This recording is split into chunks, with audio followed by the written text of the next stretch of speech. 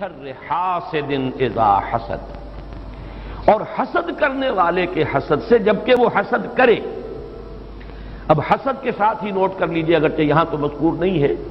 یہ نظر کا لگ جانا، عین العین حق، بعض روایات میں آیا حضور نے فرمایا اس کے اندر اثر ہے۔ انسان کسی حاسدانہ نگاہ کے ساتھ کسی پر نگاہ ڈالتا ہے، اس میں ایک زہر ہے، یہ نگاہیں مسموم ہیں، اس میں زہر ہے موجود، سمی اثرات ہیں، اور اس کے اثرات وہ تو پڑتے ہیں۔ اور یہ جیسا کہ میں عرض کر رہا تھا کہ جدید دور میں جادو کے لیے بھی مثلاً حضور کے بالوں کی ضرورت پڑی، اور یہ جینیٹکس کے حوالے سے اور جینز کے حوالے سے بات آج سمجھ میں آ جائے گی، اس لیے کہ جن ارواح خبیثہ کے ذریعے سے آپ کو کام لینا ہے، وہ جادو تو وہاں پڑا ہوا ہے اس کنویں کے اندر، وہ جو بھی تاثرات ہیں انہیں تلاش کرنا ہے، ان اثرات کو اس شخص معین کو، جس شخص معین پر جادو کرنا مقصود ہے، اور اس کے وجود کا کوئی جز جس کے کہ وہی جینز ہوں گے کہ جو ان کے اپنے وجود کے ہیں، ان کے حوالے سے گویا کہ یہ ایک راستہ ہے، یہ اس کی آئیڈینٹیفیکیشن کا ایک ذریعہ ہے۔ اسی اعتبار سے یہ حسد یا یہ نگاہ کا لگ جانا، میں سمجھتا ہوں کہ آج کی فزکس اگر تھوڑی سی بھی آپ پڑھیں تو ریڈیشنز نگاہ پار ہو جاتی ہے انسان کے، ایسی بھی تو ریز ہے نا، ایکس ریز کیا ہے، آپ کے وجود میں سے گزر جاتی ہے، یہ ultraviolet, infrared rays, یہ تمام کی تمام ایکس ریز، یہ کیا ہے، وجود کو چیر کر گزرتے ہیں، تبھی تو اس فلم کے اوپر اثر پڑتا ہے جو فلم کے پیچھے لگی ہوئی اور آپ سامنے کھڑے ہوئے ہیں، آپ کی ہڈیاں علیحدہ نظر آ رہی ہیں اور گوشت جو ہے وہ علیحدہ نظر آ رہا ہے، یہ تمام چیزیں آج سمجھ میں آتی ہیں۔ اور وہ فوٹونز جن کا میں نے ابھی عرض کیا 1 ملین 5 دفعہ کہیے، 30 صفریں لگائیے ایک پر، تو 1 ملی میٹر کا اتناواں حصہ جو ہے وہ ایک فوٹون ہے،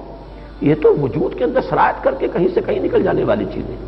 ان ریڈیشنز کے حوالے سے ایٹمک ایکسپلوژن جو ہے اس کی ریڈیشن ہے، جو آپ کو معلوم ہے کہ جو ذرا سے حادثے ہو رہے ہیں، چرنوبل میں ہوا ہے، کہیں ہو گیا تھا بھوپال میں، اور اس کی پھر ریڈیشنز کے کیا کیا اثرات ہوئے، وہ شے نظر تو نہیں آتی، غیر مرئی چیزیں۔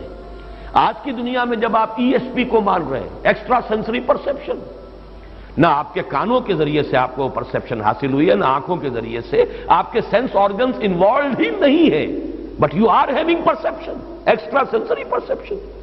اسی طریقے سے ٹیلی پیتھی ہو رہی ہے، ایک بات آپ اپنے دل کے اندر، اپنے ذہن کے اندر جماتے ہیں، مرتکز کرتے ہیں، اور جس شخص کے ساتھ آپ چاہتے ہیں رابطہ، اس تک اس بات کو منتقل کر دیتے ہیں، یہ سب کچھ کیا ہے؟ تو وَمِن شَرِّ حاسد، ان کے ساتھ اب آخری بات عرض کر رہا ہوں، اذا حسد کیوں ایڈ کیا ہے، اس پر بحثیں ہوئی ہیں۔ ایک تو میں سمجھتا ہوں کہ اس میں ردیف اور قافیے یا جس کو فواصل کہتے ہیں اس کی بھی رعایت ہے، من شر حاسد اذا حسد، اور عقد کے ساتھ اس کو جوڑا گیا ہے، ومن شر النفاثات فی العقد ومن شر حاسد اذا حسد۔ لیکن محض ردیف یا قافیہ یا فواصل کی رعایت سے قرآن میں کچھ نہیں ہے، وہ اس کا ایک فیکٹر، اس کا ایک عامل ہو سکتا ہے، لیکن محض اس کی بنا پر نہیں مانا جائے گا، تو اس میں یقیناً کوئی اور حکمت ہے، اور وہ حکمت تقسیم کی گئی ہے، ہمارے مفسرین نے تو اس کو یوں بیان کیا ہے کہ ایک حسد وہ ہے کہ جو دل میں پیدا تو ہے، آدمی کے اندر ہے، لیکن یہ کہ وہ اس کو یعنی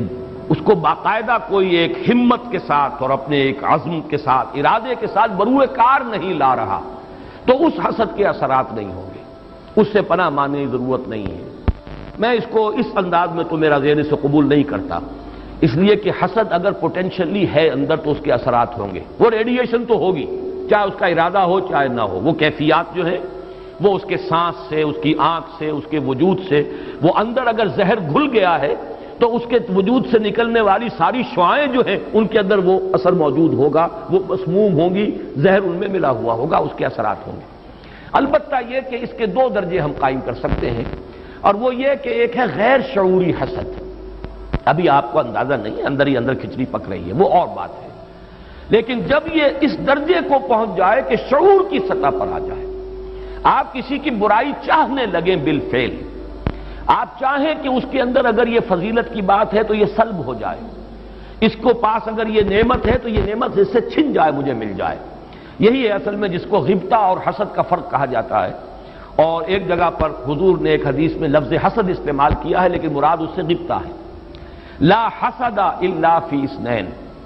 کوئی حسد نہیں کیا جانا چاہیے سوائے 2 اشخاص سے، ایک وہ جسے اللہ نے علم دیا ہے اور وہ علم پھیلا رہا ہے، تو اس سے بھی اگر حسد پیدا ہو جائے